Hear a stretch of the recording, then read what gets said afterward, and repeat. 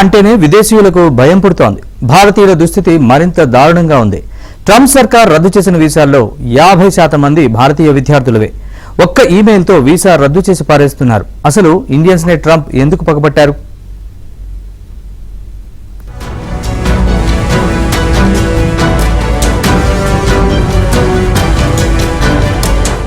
America ఎందరికో అంతులేని ఆశల గమ్యం. ₹1,00,000 అప్పు చేసి మరీ అక్కడికి వెళ్తారు. మాస్టర్ డిగ్రీ, మంచి ఉద్యోగం, సుఖమైన జీవితం, ఇలా ఎన్నో కలలు. కానీ అదంతా గతం. ఇప్పుడు వేలాది మంది భారతీయ విద్యార్థులకు పీడ కలలే మిగులుతున్నాయి. ఉద్యోగం లేకపోవడం, భారీ అప్పులతో పాటు చిన్న తప్పు చేసిన వీసాలు రద్దు కావడంతో డాలర్ డ్రీమ్స్ కరిగిపోతున్నాయి. ట్రంప్ రెండోసారి అధ్యక్షుడిగా బాధ్యతలు చేపట్టాక అమెరికాలో ఉంటున్న విదేశీయుల మీద పగబట్టారు. తాత్కాలిక విద్యార్థి వీసాలు టైట్ చేశారు. పార్ట్ టైం ఉద్యోగాలు చేయకుండా అడ్డుకున్నారు. ఇప్పుడు దేశం నుంచే వెళ్లగొట్టేందుకు కఠిన ఆంక్షలు తెచ్చారు.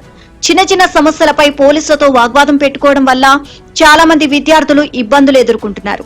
లైసెన్స్ లేకుండా డ్రైవింగ్ చేయడం, మద్యం తాగి వాహనం నడపడం, రాంగ్ ప్లేస్ లో వాహనం పార్కింగ్ చేయడం, సీట్ బెల్ట్ ధరించకపోవడం, నెంబర్ ప్లేట్ల గడువు తీరిపోవడం, అనుకోకుండా స్టోర్ నుంచి ఒక వస్తువును స్కాన్ చేయడం మర్చిపోవడం, చిన్న వయసులోనే మద్యం సేవించడం, ఇలా ఏ చిన్న తప్పు చేసినా నిర్దాక్షిణ్యంగా అమెరికా నుంచి గెంటేస్తున్నారు.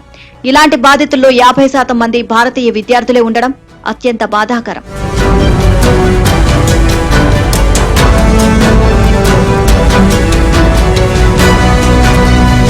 వీసా రద్దు బాధితుల్లో భారతీయ విద్యార్థుల సంఖ్య చాలా ఎక్కువగా ఉంటోంది. ఈ ఏడాది జనవరి 20వ తేదీ నుంచి ఇప్పటిదాకా 4,736 సర్వీస్ రికార్డులను America immigration and customs enforcement విభాగం రద్దు చేయగా 300కు పైగా విద్యార్థి వీసాలను అమెరికా విదేశాంగ శాఖ రద్దు చేసింది.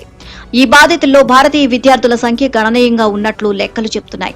అలాగే రద్దయిన సర్వీస్ రికార్డుల్లో అత్యధికంగా F1లకు సంబంధించినవే. సర్వీస్ సర్టిఫైడ్ స్కూళ్లు F1, M1 విద్యార్థుల సమాచార నిర్వహణ కోసం అమెరికా హోంల్యాండ్ సెక్యూరిటీ విభాగం ఉపయోగించే వెబ్ ఆధారిత వ్యవస్థే సర్వీస్. అలాగే F1 హోదా విద్యార్థి అంటే అమెరికాలోని ఏదైనా సర్వీస్ సర్టిఫైడ్ స్కూల్లో విద్యను అభ్యసించేందుకు అధికారికంగా ఆమోదం లభించిన విదేశీ విద్యార్థి. వీసా రద్దు, సర్వీస్ రికార్డుల రద్దుకు సంబంధించి అమెరికా వ్యాప్తంగా 327 నివేదికలను అటార్నీలు, విద్యార్థులు, యూనివర్సిటీ సిబ్బంది నుంచి సమాచారం సేకరించగా అందులో 50% బాధితులు భారతీయ విద్యార్థులే. ఆ తర్వాతి స్థానంలో చైనా విద్యార్థులు 14% ఉండగా బాధితుల్లో దక్షిణ కొరియా, నేపాల్, బంగ్లాదేశ్ విద్యార్థులు కూడా ఉన్నారు. ఐలా సేకరించిన సమాచారం మేరకు బాధిత విద్యార్థుల్లో 50% మంది ఓపీటీ వారే. వీరంతా విద్యాభ్యాసం పూర్తి చేసి అమెరికాలో ఉద్యోగాలు చేస్తున్నారు అని అర్థం. బాధితుల్లో 57% మంది విద్యార్థులకు వీసా రద్దు నోటీసులను అమెరికా కాన్సులేట్లు ఈమెయిల్ ద్వారా పంపగా వారిలో 2 మాత్రమే రాజకీయ ఆందోళనలో పాల్గొన్న చరిత్ర ఉంది.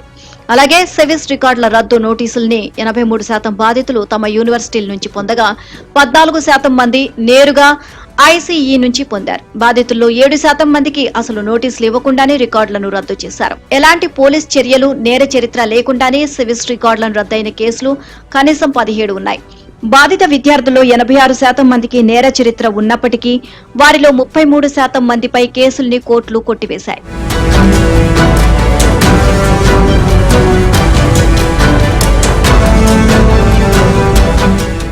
బైలేటరల్ ట్రేడ్ కి సంబంధించి ఒక ప్రతినిధి బృందం కూడా 23వ తారీఖు అనుకుంటే భారతదేశం నుంచి అమెరికాకి వెళ్ళబోతుంది. అంటే ద్వైపాక్షిక ఒప్పందం ఒకటి అమెరికా భారతదేశాల మధ్య వాణిజ్యానికి సంబంధించి జరగాలనేది అటు అమెరికాకు కూడా బాగా బలమైనటువంటి కోరికగా ఉంది. కాబట్టి ఈ సందర్భంలో గివ్ అండ్ టేక్ గా భారతీయ విద్యార్థుల రక్షణని కూడా మనం చర్చల్లోకి తేవాలి. అలాగే దాంతో పాటుగా H1 visa holders, green card holders, అలాగే భారతీయులు ఎవరైతే అమెరికాలో రకరకాల వీసాల కింద ఉన్నారో వాళ్ళ రక్షణ గురించి కూడా ప్రస్తావిస్తుంది ఖచ్చితంగా భారతదేశం. అయితే ఇందాక అన్నట్లుగా నేను ట్రంప్ మండివాడు, మరి జేడీ వ్యాన్స్ కూడా తనకు కావాల్సింది మీ ఇంటికి వస్తే నాకేం ఇస్తావు, నా ఇంటికి వస్తే నాకేం చేస్తావు అలాగే వ్యవహరిస్తాడా, లేకపోతే ఏమన్నా సానుకూలమైన దృష్టితో, సానుకూలమైన ధోరణితో, తనకు కూడా భారతదేశంతో అవసరం ఉంది కాబట్టి ఇచ్చిపుచ్చుకునే ధోరణితో అమెరికా తరఫున జేడీ వ్యాన్స్ వ్యవహరిస్తాడా అనేది చూడాలి. బైడెన్ హయాంలో CBP-1 యాప్ ద్వారా అమెరికాలోకి ప్రవేశించిన లక్షలాది మందికి ట్రంప్ సర్కార్ షాక్ ఇచ్చింది. అప్పట్లో తాత్కాలిక నివాస అనుమతులు పొందిన దాదాపు 9.85 లక్షల మందికి పేరోల్ రక్షణను రద్దు చేస్తున్నట్లు డిపార్ట్మెంట్ ఆఫ్ హోలాండ్ సెక్యూరిటీ ప్రకటించింది. వారంతా వెంటనే స్వచ్ఛందంగా దేశం విడిచిపోవాలని స్పష్టం చేసింది. ఈ నోటీసులు అందుకున్న వారంతా వెంటనే సిబిపి హోమ్ యాప్ లో స్వీయ బహిష్కరణకు దరఖాస్తు చేసుకోవాలని పేర్కొంది. బహిష్కరణ ఉత్తర్వులు జారీ చేసిన తర్వాత కూడా దేశం విడిచి వెళ్లని అక్రమ వలసదారులకు భారీ జరిమానాలు విధించాలని ట్రంప్ సర్కారు యోచిస్తోంది. రోజుకు దాదాపు 86,000 చొప్పున జరిమానా కట్టాలని, లేకుంటే వారి ఆస్తులు స్వాధీనం చేసుకోవడానికి సిద్ధమవుతుంది. స్వీయ బహిష్కరణ కోసం ఉద్దేశించిన సిబిపి హోమ్ యాప్ లో నమోదు చేసుకుని తుది ఆదేశాలు వెలువడిన తర్వాత కూడా దేశాన్ని విడిచిపెట్టకపోతే రోజువారీ జరిమానాతో పాటు చట్టపరమైన చర్యలు కూడా ఎదుర్కోవాల్సి ఉంటుంది అని హెచ్చరిస్తోంది. ఈ జరిమానాలకు సంబంధించిన 1996 నాటి చట్టాన్ని ట్రంప్ తొలిసారి అధ్యక్షుడిగా ఉన్న సమయంలోనే 2018లో తొలిసారిగా అమలు చేశారు.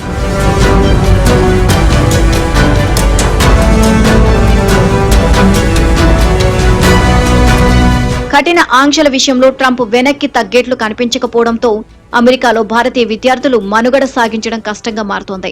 ఒకవైపు ఆర్థిక భారం, మరోవైపు భవిష్యత్తు గురించి భయం మధ్య నలిగిపోతున్నారు. మొత్తానికి అమెరికా కలలు, భారతీయ విద్యార్థుల కన్నీళ్ల కథకు ముగింపు ఎప్పుడన్నది తెలియట్లేదు.